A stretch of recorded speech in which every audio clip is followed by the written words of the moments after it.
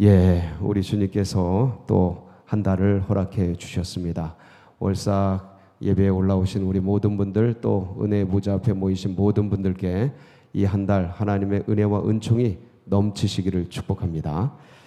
또 특별히 부활의 달 아닙니까? 4월은 만물이 또 약동하고 다 또 자라나고 꽃도 피고, 그래서 아름다운 이 부활의 달에 부활의 영광도 함께 경험하는 은혜로운 한 달 되시기를 축복합니다. 우리 그런 기대를 가지고 마태복음 두 번째 비유의 이야기죠. 알곡과 가라지 비유로 잘 알려져 있는 그런 말씀입니다. 그래서 오늘 이 말씀을 통해서 우리가 진짜 알곡 신자, 가라지가 아니고 알곡 신자 되어서 하나님을 기쁘시게 하고 우리의 삶도 은혜로운 그런 우리 모두가 되기를 소망합니다. 이 말씀에 보면 해석이 나와 있습니다. 오늘 이 말씀이 어떤 말씀인지 자세히 해석이 나와 있습니다. 그래서 사실 제가 말씀은 준비했지만 덧붙일 게 별로 없습니다. 그래서 예수님이 직접 해석을 해놓으셨기 때문에 그 해석을 우리가 보고, 그런 다음에 그래도 또 우리가 영원한 말씀 앞에서 우리가 또 오늘 이 현대를 살아가면서 들어야 될 메시지가 있기 때문에 같이 좀 나누도록 하겠습니다. 이 알곡과 가라지 비유는 어떤 의미일까? 본질적으로 예수님이 말씀하셨을 때의 의미가 무엇일까는 옆에 바로 본문에 자세히 해석이 나와 있습니다. 그래서 마태복음 13장 36절에서 43절을 우리가 보면서 일단 말씀하신 분이 해석해 놓은 원문을, 원 해석을 보도록 하겠습니다. 36절부터 43절까지 한번 올려주시고, 이에 예수께서 무리를 떠나사 집에 들어가시니 제자들이 나와 이르되 밭의 가라지의 비유를 우리에게 설명하여 주소서. 대답하여 이르시되 좋은 씨를 뿌리는 이는 누구요? 인자. 우리 주님이십니다. 하나님이셔요. 밭은 뭐예요? 세상. 좋은 씨는 천국의 아들들이요, 가라지는 악한 자의 아들들이요.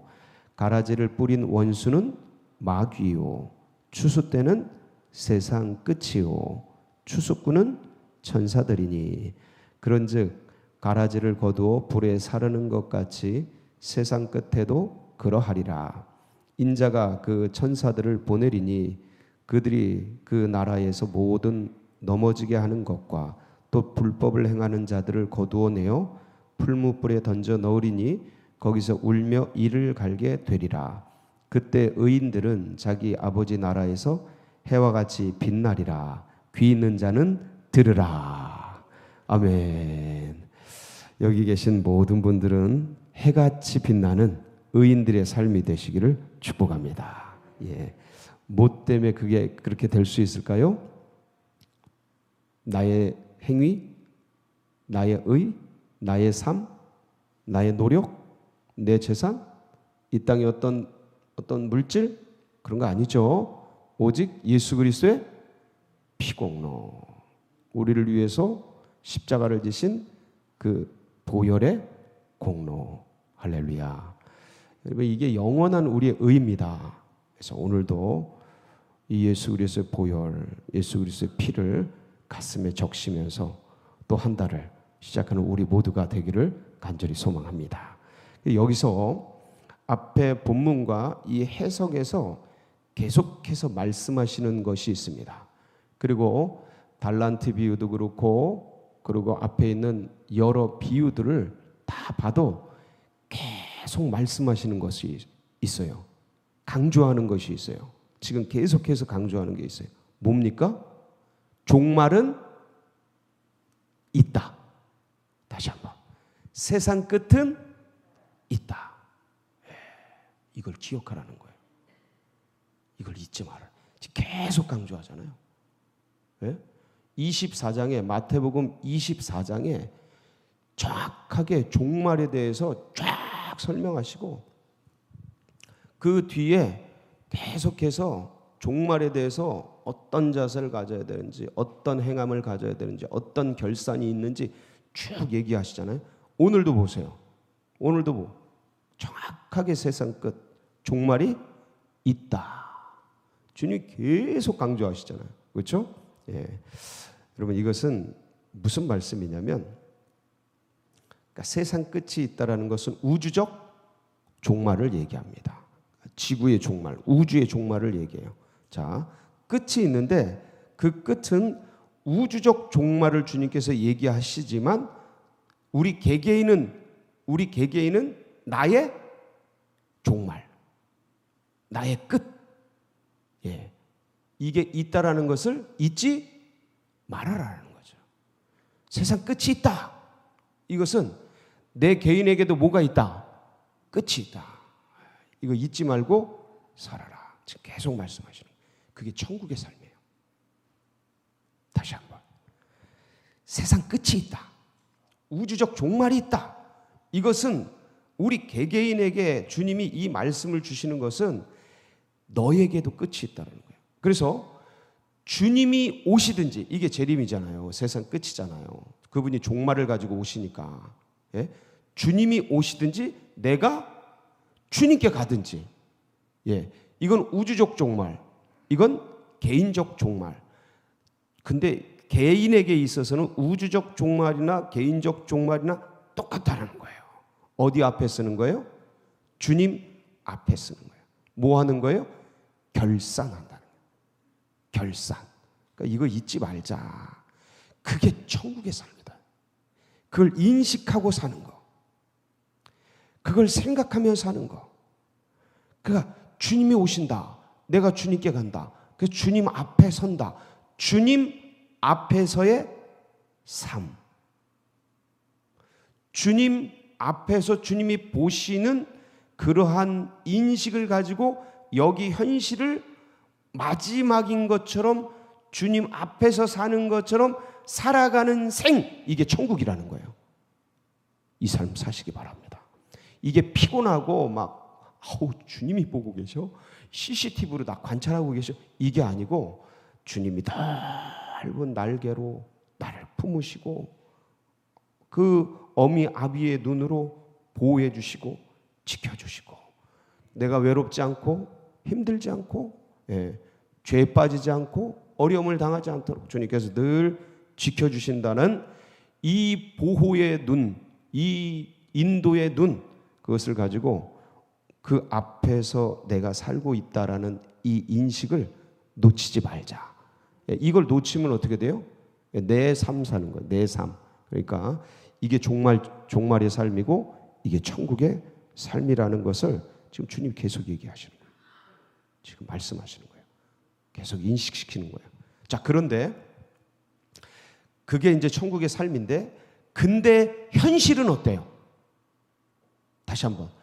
주님이 종말을 가지고 오고 나는 종말론적 오늘 마지막이야. 오늘 4월 첫날인데요. 오늘 하루 주어진 것처럼 마지막인 것처럼 주님 앞에서 열심히 최선을 다해 살아가는데, 자, 이거는 내 인식이고 현실은 어때요? 우리가 살아가는 이 땅 현실은 어때요? 알곡과 가라지가 뒤섞여 있는 범벅인 거예요. 범벅. 누가 알곡인지 누가 가라지인지 알지도 모를 정도로 혼탁하고 무너지고 깨지고 전쟁과 기근과, 예, 지진과 사건 사고와 수많은 인생 문제의 파도와 정글 같고 밀림 같고 전쟁터 같은 이 세상 속에 던져져 있다라는 거죠. 우리가 이 세상 속에 그런 현실 가운데 우리가 던져져 있어요. 이 문 밖에 나가면, 아니 여기서도 그런 걸 경험할 수 있습니다. 내 속이 전쟁터인데요, 뭐. 예? 여기 나가면 그냥 막 전쟁터인데요, 뭐. 삶이 전쟁인데요, 뭐. 존재가 전쟁인데요, 뭐. 이 무거운 짐 가만히 있어도 내리 누르는 이 무거운 짐하고 싸워야 되는데, 뭐.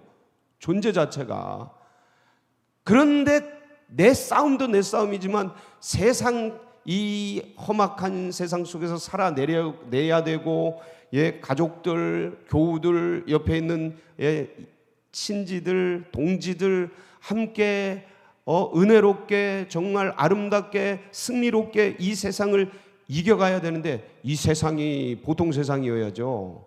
이게 전쟁인 거예요. 엄청난 거예요. 근데 돌아보면 이 전쟁터 갖고 이 괴롭고 무거운 인생 이 타락하고 죄악된 이것들을 왜 그냥 내버려 두실까? 이 생각 안 드십니까? 나는 종말론적 삶을 살고 나는 천국의 삶을 살고 나는 오늘 마지막인 듯이 살아가려는 삶의 자세를 가지고 나가겠지만 이 세상이 우리를 그냥 내버려 두지 않느냐. 이 엄청난 구조, 이걸 이제 성경 계시록을 보면 무너졌도다 무너졌도다 큰 성 바벨론이요 그러면서 큰 음녀가 타고 갔던 엄청난 성을 바벨론으로 비유합니다. 그 큰 음녀는 사단 마귀고, 그래서 사단 마귀가 타는 이 바벨론 시스템이 세속이에요. 세속. 이 세상 시스템. 여기서 주님께서 영적 시스템을 가지고 살아가는 백성들을 뽑아서 알곡같이 이끌어 가는 건데, 근데 이 지금 살아가는 이 현실은 바벨론 체계 속에서 움직여 간다고요. 그러니까 이게 제대로 정신 가지고 믿음의 길 걸어가는 사람은 너무 쉽지 않은 거예요. 왜 그냥 두냐? 왜? 여러분 왜 그냥 둡니까? 오늘 뭐라 그래요? 19절에? 29절이죠. 29절 한번 볼까요? 28절도 한번 띄워주세요. 28절 주인이 이르되 원수가 이렇게 하였구나. 종들이 말하되 그러면 우리가 가서 이것을 뽑기를 원하시나이까. 다 죽여버릴까요? 그냥 다 없애버릴까요? 다 그냥 치워버릴까요? 그랬더니 29절 주인이 이르되 가만두라. 뭐 하라고요? 가만 냅둬라. 가라지를 뽑다가 곡식까지 뽑을까 염려하노라. 아직 어리지만 저 내 새끼, 저 가라지 뽑다가 딸려가면 아직 안 된다. 자라게 둬라. 추수 때까지. 때가 아직 안 찼다. 그때는 언제입니까 도대체? 베드로가 그래서 이렇게 얘기를 합니다. 베드로후서 3장 8절로 9절 한번 보실까요? 베드로후서 3장 8절로 9절. 사랑하는 자들아, 주께는 하루가 천년 같고 천년이 하루 같다는 이 한 가지를 잊지 말아라. 그래서 주님께는 지금 며칠 지난 거예요? 2000년 되셨는데 이틀 지난 거예요. 주님께는. 이해하시죠? 주님 뭐 하신다고요? 기다리시는 거예요. 누구를? 우리를. 잊지 마세요. 그래서 주의 약속은 어떤 이들이 더디다고 생각하는 것 같이 더딘 것이 아니라 왜 안 오시나? 왜 지체하시나? 왜 듣지? 그러니까 우리는 우리 현실이 힘들어서 빨리 끝내시지. 이렇게 산채로 소망합니다. 산채로 올라가면 너무 좋겠대. 근데 저도 가족을 생각하고 누굴 생각하면 주님 조금만 더 기다려주세요. 이게 절로 나와요. 그러니까 양가적인 감정이 나와요. 현실이 힘들어서 주님 빨리 오세요. 저 살았을 때 그냥 오세요. 이런 마음도 가득하고 또 재보면 주님 조금만. 어디 갔어? 그래서 더딘 것이 아니라 오직 주께서는 너희를 대하여 어떻게 하사? 오래 참으사. 아무도 멸망하지 아니하고 다 회개하기에 이르기를 원하시느니라. 기다리라는 거예요. 주님이 가장 베스트의 타이밍을 찾고 계시는데, 결정하고 계시는데 제가 보기엔 그게 거의 다 왔어요. 거의 다 왔어. 주님께서 때 같은 경륜을 이루시는데 이런 부분에 있어서 우리 잊지 말자. 주님이 기다려 주실 때 그 영혼을 구원해야 합니다. 문이 닫히면 안 열립니다. 끝이에요. 닫히면 끝이에요. 근데 그게 언제 올지 아무도 몰라요. 도적같이 오신다 했으니까. 예, 그래서 가까이 오시는 이런 때에 우리가 미리 알고 이제 이런 일들을 해 나가야겠지요. 그 다음에 이 말씀을 이렇게 어떤 우주적 종말, 개인적 종말 이렇게 해석을 해서 우리가 이렇게 늘 봤습니다. 이렇게 늘 봤는데, 근데 한 가지 더 이 부분에 있어서 한 걸음 더 나가서 우리에게 적용하자면, 현실을 사는 믿음의 백성들 우리에게 적용을 하자면, 그러니까 지금까지는 제가 존재론적으로 이걸 적용한 거예요. 예, 알곡과 가라지가 있는데 그것을 마지막 날 가르시고, 알곡은 의에 빛나는 곳으로, 가라지는 불로, 이렇게 전통적인 방식이죠. 근데 이거를 상황론적으로 우리에게 적용해 보자고요. 이 말씀을 상황적으로 우리에게. 어느 순간 우리 속에 가라지가 막 일어날 때가 많습니다. 순간순간. 그러니까 우리가 알곡이지 이렇게 편하게 그냥 냅두고 그렇게 신앙생활해도 무방하지만, 그런데 이것을 나에게 적용시켜서 레마의 말씀으로 내가 받아서 내 속에서 어느 순간 가라지가 자랄 때가 있는 거예요. 주님이 원치 않는 게 쑥 들어와가지고 쑥쑥쑥쑥쑥 자라나서 내 알곡 같은 영역들을 막 그냥, 예? 밭에 그냥 여름날 비 온 뒤에 그냥 잡초가 자라듯이 내 속에 훅훅훅 잡초가 자라고 가라지가 자라서 내가 엉망이 될 때가 있습니까? 없습니까? 기억해라. 순간순간 사단마귀가 5만 가지 잡동사니 생각 속에 우리를 탁탁 씨를 뿌려서 나도 모르는 새에 그것들이 자라나게 하고, 우리도 모르는 새에 거기에 빠지게 하고, 그래서 그렇게 질질 끌려가는 생을 살게 한다는 사실을 잊지 말아라. 이게 그냥 나는 알곡이니까 편하지 이렇게만 받을 말씀이 아니에요.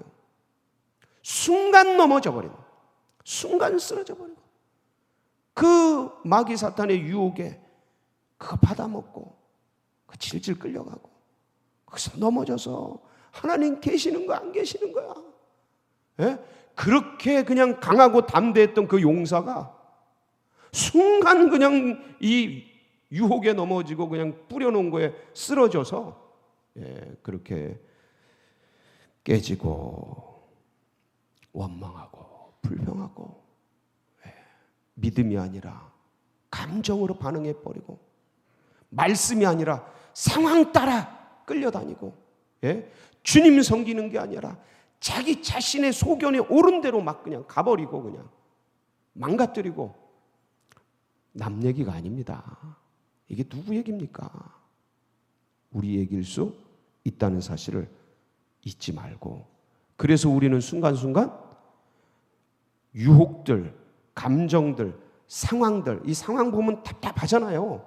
상황 너머에 계신 주님이 보이셔야 되는데 어느 순간 그게 안 보이고 상황이 보이고, 골리앗 같은 이 환경, 내 처지, 내 능력, 아무것도 없는, 뭐 할 수 없는 것 같은 무능함, 허무함, 우울함, 이런 게 막 느닷없이 들어와가지고 막 확 사로잡아가지고 그냥 우리를 그냥 쳐박아가지고 끌고 다니고 막 이러지 않습니까? 이때 어떻게 해야 되죠? 예수 그리스도의 이름으로, 예수의 이름으로 원수마귀를, 유혹을 막아서는 여러분 되시기 바랍니다. 그래서 마음을 뭐처럼 지켜요?